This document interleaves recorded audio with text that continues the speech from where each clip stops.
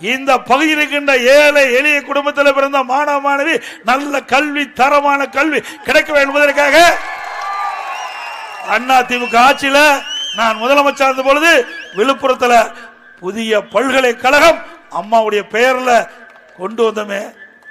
இந்த ஏழை மக்கள் படிக்க கூடாது என்ற கசக்கு தான் உனக்கு. இந்த ஏழை மக்கள் அவருடைய இலக்காரமா? இந்த மாவட்டம் எழுத்தறிவு குறைவான மாவட்டம்.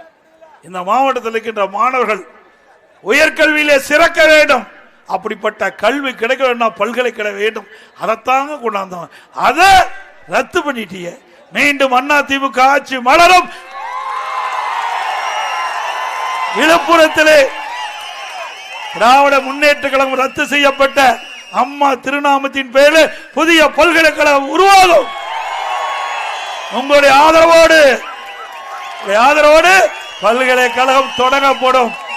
இந்த மாவட்டம் தமிழகத்திலே கல்வியிலே சிறந்த மாவட்டம் என்ற பெயர் வருவதற்கு எங்களுடைய அரசு உங்களுக்கு துணை நிற்கும்.